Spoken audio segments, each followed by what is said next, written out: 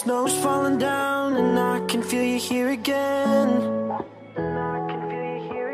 Top 40 radio, playing our song again. Yeah, you were something like a miracle. Hai, saya VJ Chot dan juga I'm VJ Shah. Saya VJ Ayu. Saya VJ Am. I'm VJ Han. I'm VJ Lala from Starlight Malaysia. Swear you were a miracle. Yeah, you were a miracle.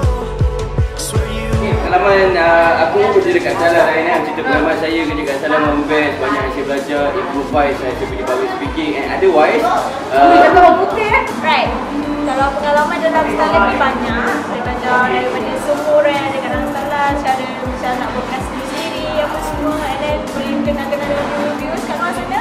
Secara individu, Ehan dapat apa dalam Starlight? Oh, okay. Individu, Ehan dapat game self-confidence. Lepas tu macam, mula-mula nervous tau. Jadi VJ ni kan nak bercakap pakai kamera apa semua. Tapi bila dah lama-lama, tak ada lama sangat. Bulan, okay lah. Macam, okay, game business. Tapi dalam teamwork pula, paling bestnya VJ lama, VJ baru, semua support each other. Pengalaman yang aku dapat daripada VJ lama yang pengalaman ni. Dia dekat satu, saya dapat kenal dengan artis lah.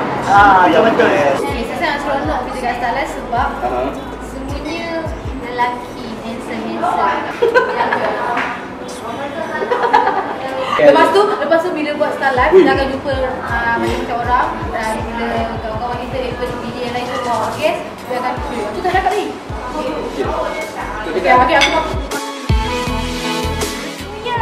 New Year dah dekat sekarang kan. Mesti korang ada azam. Siapa ada azam? So azam 2019 Syah adalah dah jadi seorang cabin crew. Alhamdulillah. Syah juga dah jadi seorang VJ di Starlight. Azam tahun depan 2017 Syah nak upgrade lagi. Syah punya status sekarang ni sebagai senior cabin crew, insyaAllah.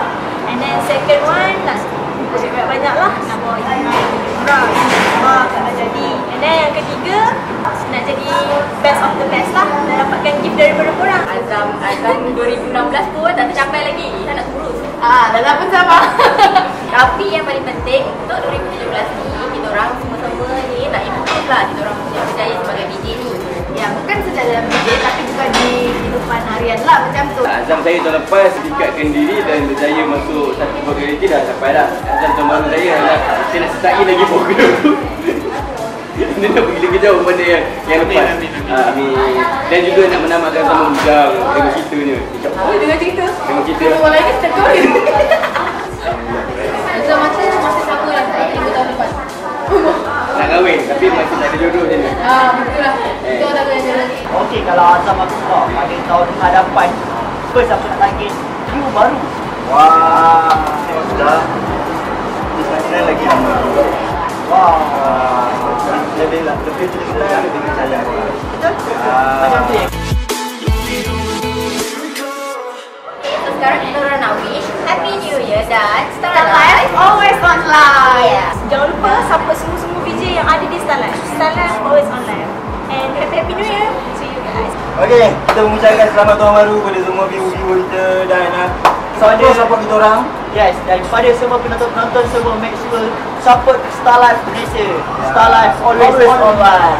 Kami bertiga nak mengucapkan selamat tahun baru kepada anda semua yang tengok video ni di Facebook Starlight Malaysia. And then jangan lupa untuk support saya VJ Chot, Jain dan juga kawan saya Fitria daripada ni tetap lawak solo. Finalist. Oh, promosi dulu. Okey, apa pun terus support kami di Starlight Malaysia. Starlight always online.